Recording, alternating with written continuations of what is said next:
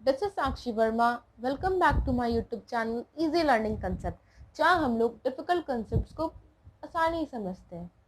तो मैं आज आप लोग के साथ कल्चरल एंड एजुकेशनल राइट्स को डिस्कस करूंगी, यानी संस्कृति और शिक्षा का अधिकार।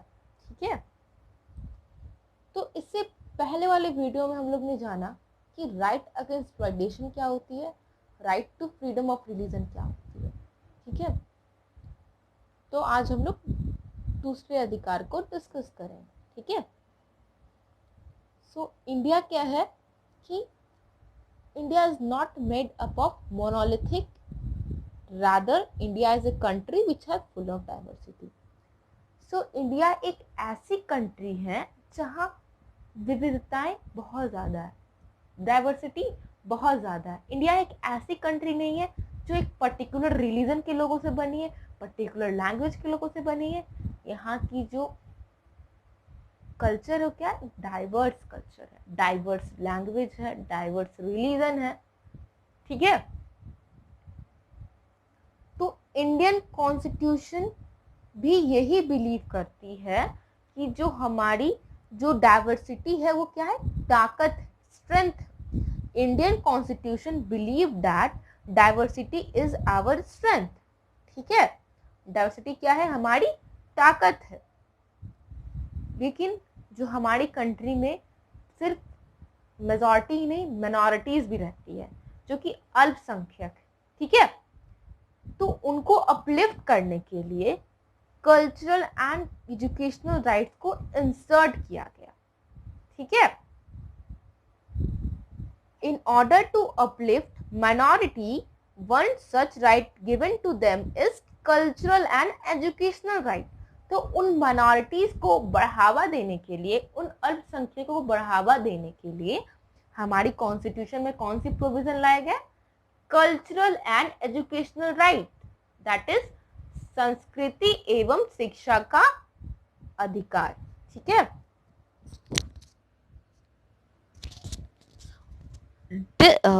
this right is given to them to maintain their what culture, not dependent upon religion।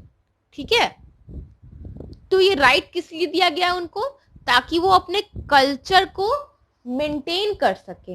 ये सिर्फ रिलीजन तक लिमिटेड नहीं है, वो अपनी लैंग्वेज को प्रोटेक्ट कर सकती है, अपने कल्चर को प्रोटेक्ट कर सकती है। ठीक है, so linguistic and cultural also included in this. Linguistic बोले तो उनकी जो भाषा होती है, ठीक है, उनकी पर्टिकुलर बोली होती होगी, ठीक है, तो उनको प्रोटेक्ट कर सकती है, कंजर्व कर सकती है। After all minorities also part of our country. अल्पसंख्यक भी हमारे कंट्री के एक हिस्सा है। अगर उन लोग को एडिक्वेट रिप्रेजेंटेशन नहीं मिलेगा, फिर वो मेन स्ट्रीम में कैसे आएंगे, मुख्य धारा से कैसे जुड़ेंगे। तो इसीलिए उनको ये अधिकार दिया गया। So, minorities क्या है, minorities are the group which have the common language, religion, which reside in a particular country, जो एक particular part of the country में रहते हैं या कंट्री के किसी भी हिस्से में रह सकते हैं। ठीक है, रहते हैं। ठीक है, ये किस आर्टिकल के अंडर है, under article 29 and 30। And under this right they have the right to conserve and develop this बोले तो उनकी लैंग्वेज, उनकी कल्चर, ठीक है, उनका रिलीजन, तो उसको वो प्रोटेक्ट कर सकती है या बढ़ावा दे सकती है। अगर बढ़ावा देगी तभी ना वो माइनॉरिटीज नहीं होंगे, दूसरे लोग भी शायद वो अपना ले। ठीक है, सो दूसरा प्रोविजन क्या है इस राइट के अंतर्गत, इस राइट के under, all minorities can set up their own educational institution so that they can develop and preserve their own culture। ठीक है, अब भाई उनको तो ये राइट मिल गया कि आप लैंग्वेज, कल्चर, रिलीजन को कंजर्व कर सकते हो, लेकिन वो कैसे करेंगे, इसको डेवलप कैसे प्रोटेक्ट करेंगे। अगर वो इंस्टीट्यूशन खोलेंगे तो उसमें वो शिक्षा वगैरह देंगे इसके बारे में, अपने लैंग्वेज के बारे में, ताकि दूसरे लोग भी उनके कल्चर वगैरह को जान सके। ठीक है, तो वो एजुकेशनल इंस्टीट्यूट संस्थाओं को मेंटेन कर सकती है, सेटअप कर सकती है। ठीक है, और उनके पास ऐसा तो नहीं है कि बहुत धन संपदा होगी, प्रॉपर पैसा होगा कि वो एजुकेशनल इंस्टीट्यूशन खोल सके, तो गवर्नमेंट एड प्रोवाइड कर सकती है, ठीक है।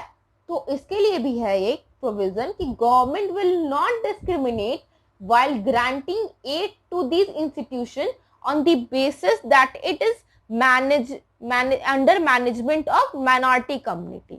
तो गवर्नमेंट तो एड देगी, लेकिन वो ये बात पे डिस्क्रिमिनेट नहीं करेगी कि वो पर्टिकुलर इंस्टीट्यूशन को माइनॉरिटी कम्युनिटी मैनेज कर रही है, ठीक है। जब वो हेल्प करेगी तो ये नहीं दिखेगी कि वो इंस्टीट्यूट है वो एक माइनॉरिटी कम्युनिटी उसको मैनेज कर रही है, देखभाल कर रही है, ठीक है। तो ये राइट्स आपको समझ में आया होगा, ये पर्टिकुलर राइट। और जो भी पिछले वाले वीडियोस नहीं देखे हैं वो प्लीज जाके देख लीजिए और पूरा वीडियो देखिए, ठीक है। Now moving on to our sixth fundamental rights, that is right to constitutional remedies.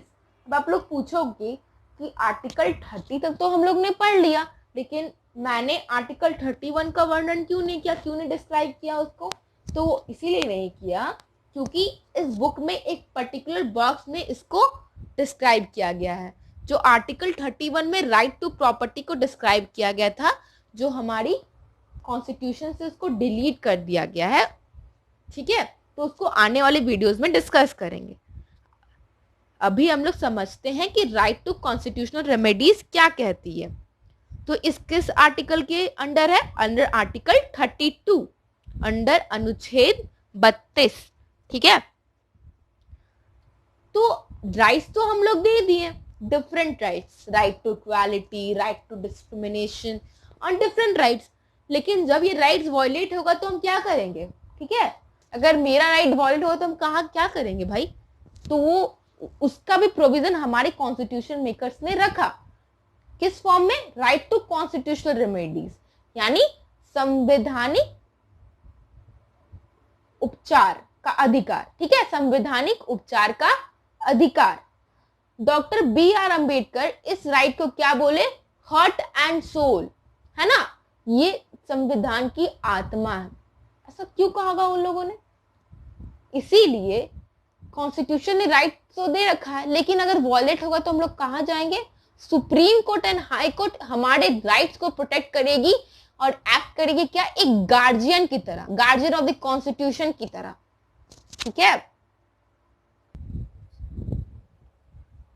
तो supreme court and high court as a guardian काम करेगी और as a protector of our fundamental rights, हमारे राइट्स की रक्षा करेगी, ठीक है। तो इसी के संदर्भ में, इसी से रिलेटेड जो 5 रिट है, रिट बोले तो ऑर्डर जो supreme court and high court issue करती है, चाहे वो जुडिशियल बॉडीज के लिए हो, चाहे वो पब्लिक ऑथोरिटीज के लिए हो, कोई न्यायिक बॉडी हो या किसी सरकारी अथॉरिटीज को भी ये इशू कर सकती है, या कोई प्राइवेट इंस्टीट्यूट को भी ये इशू कर सकती है। तो 5 रिट कौन कौन से हैं? पहला है क्या? Habeas corpus, habeas corpus. तो इसमें क्या होता है कि इसका मतलब क्या होता है? पहले कि टू हैव बॉडी ऑफ, अब इसका मतलब समझना। इसका मतलब ये होता है कि अगर पुलिस अरेस्ट करती है किसी भी क्रिमिनल को, किसी भी पर्सन को, पहली बात तो क्रिमिनल जब तक क्रिमिनल नहीं कहलाएगा तो उसको कोर्ट प्रूफ नहीं करती, कोर्ट नहीं बोलती कि वो पर्टिकुलर इंसान क्रिमिनल है। किसी पर्सन को अरेस्ट करती तो इसका मतलब ये है ना कि वो जिंदगी भर जेल में बैठा रहेगा। उसको क्या करना पड़ता है? प्रोड्यूस करना पड़ता है कोर्ट में कि भाई देखो इसने ये क्राइम किया है, ठीक है। तो इसमें क्या बोलता है? It means that court orders that arrested person should be presented before it. जो भी पर्सन जो पुलिस अरेस्ट की है उसके सामने उपस्थित हो, कोर्ट के सामने उपस्थित हो, ठीक है। और कोर्ट ये भी कर सकती है जब उसको लगे कि जो अरेस्ट किया गया है इंसान वो तो गिल्टी है ही नहीं, उसका ग्राउंड ऑफ अरेस्ट सही नहीं है, सेटिस्फैक्टरी नहीं है, तो उसको क्या कर सकती है? वो आजाद कर सकती है, छोड़ सकती है, ठीक है। So court can set free that arrested person if ground of the arrest are not satisfactory. जब कोर्ट को लगे कि भाई अरेस्ट तो ये ढंग से नहीं किया है, क्या ग्राउंड ऑफ अरेस्ट है वो तो संतुष्टि भरा नहीं है, तो उसको वो छोड़ भी सकता है। तो समझ में आ गया होगा हैबियस कॉर्पस मतलब क्या होता है, to have the body of, यानी जो अरेस्टेड पर्सन है वो कोर्ट में उपस्थित हो। ठीक है, तो ये रिट ऑर्डर करता है, कौन इश्यू करता है, supreme court and high court. ठीक है, या तो प्राइवेट बॉडी को इंट्रोड्यूस कर सकता है या कोई प्राइवेट पब्लिक बॉडी को इंट्रोड्यूस कर सकता है। दूसरा कौन सा रिट है, मैंडमस, ये भी कमांड ऑर्डर करता है पब्लिक ऑथोरिटीज को। ठीक है, क्या ऑर्डर करता है, issued by court when it finds that particular office holder not doing the legal duty. तब इशू करता है जब कोर्ट को लगता है कि भाई कोई पर्टिकुलर, जो भी मान लो एक कर्मचारी है जो ऑफिस होल्ड कर रहा है, पब्लिक ऑफिस होल्ड कर रहा है, प्राइवेट नहीं, ठीक है ना, प्राइवेट का बात नहीं हो रहा है यहाँ पे, पब्लिक बॉडी। ठीक है, कोई पब्लिक बॉडी मान सकते हो, जैसे कि नवरत्न कंपनीज हो गए, क्या गवर्नमेंट बॉडीज है ना, सेल, भेल, गेट, steel authority of India limited. तो उसमें मान लो कोई एक पर्टिकुलर ऑफिस होल्डर है, वो अपना काम लीगल ढंग से नहीं कर रहा है, तो उसमें कोर्ट ऑर्डर करेगी भाई तुम जो अपना काम जो कर रहे हो वो वैधानिकता से करो, लीगली करो। ठीक है, लीगल ड्यूटी नहीं करता है कोई पर्टिकुलर ऑफिस होल्डर, तब ये जो सुप्रीम कोर्ट या हाई कोर्ट इसको इश्यू करती है। अगर मान लो मैं कंप्लेन लेके चल जाऊं किसी भी पब्लिक ऑफिस में को लेकर कोर्ट में कि भाई ये पर्टिकुलर ऑफिस होल्डर ढंग से काम नहीं कर रहा है, तो वही सुप्रीम कोर्ट या हाई कोर्ट, किसी भी कोर्ट में हम जा सकते हैं, चाहे वो हाई कोर्ट है, सुप्रीम कोर्ट हो, मेरे विल पे डिपेंड करता है, आपके विल पे डिपेंड करता है। ठीक है, तो वहां पे जाके मैं बोलूंगी कि भाई देखो ये पर्टिकुलर जो ऑफिस होल्डर है, जो ऑफिस में काम कर रहा है, वो मेरा काम ढंग से नहीं कर रहा है, तो तभी एक सुप्रीम कोर्ट या हाई कोर्ट इसको, इस रिट को इश्यू करेगी। कौन सा रिट, मैंडमस का रिट। अब बात आता है प्रोहिबिशन। ठीक है ना, फॉरबिड करते हैं ना, रोक लगाते हैं ना, तो किस तरह का रोक।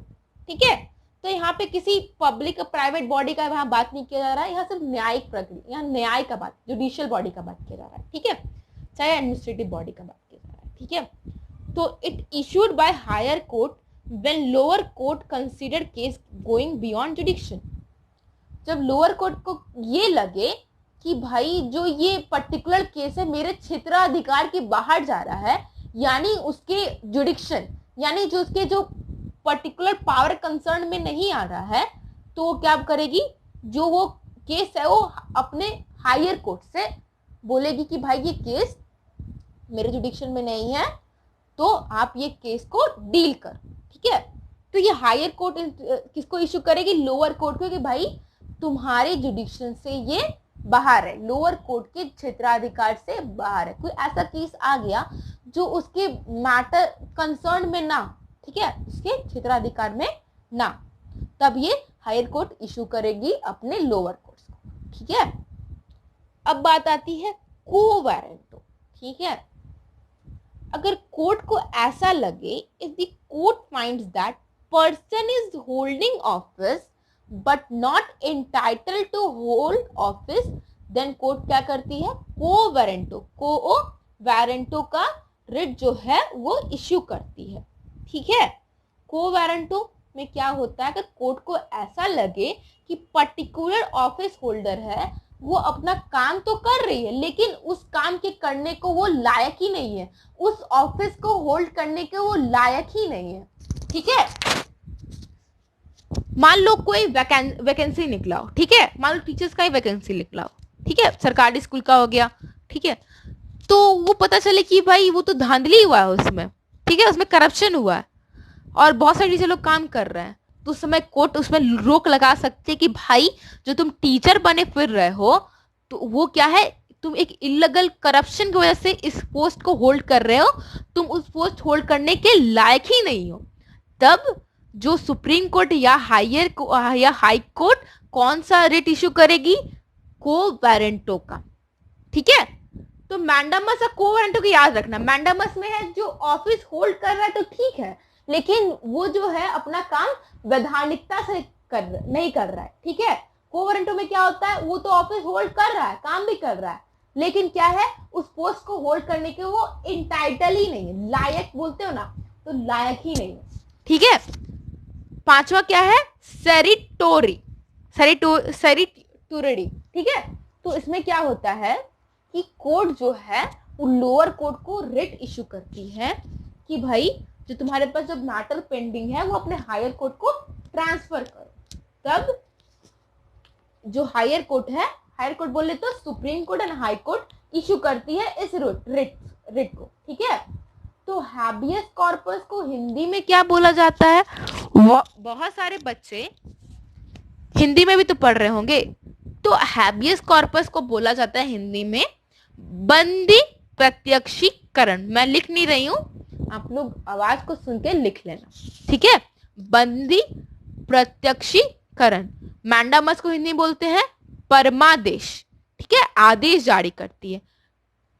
प्रोहिबिशन मतलब हिंदी में प्रतिषेध लेख। इसमें क्या करती है? फॉरबिड करती है, रोक लगाती है कि भाई तुम्हारे जुडिक्शन से बाहर है ये केस अपने हायर कोर्ट को दे दो।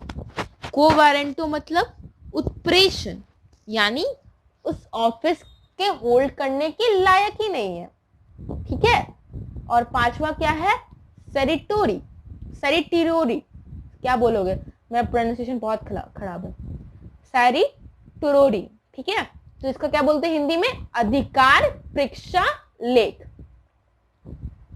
ठीक है। तो डिफरेंट आगे डिस्कस किया गया डिफरेंट नॉन कॉन्स्टिट्यूशनल बॉडीज भी है। जैसे आप लोग नाम सुने होंगे, महिला आयोग हो गया, मानव अधिकार आयोग हो गया। तो डिफरेंट तरह के आयोग होते हैं, ठीक है।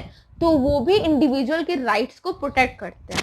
हमारे बुक में डिस्कस किया गया है about national human rights commission, उसको आने वाले वीडियोस में डिस्कस करेंगे, ठीक है। तो आज के लिए बस इतना ही।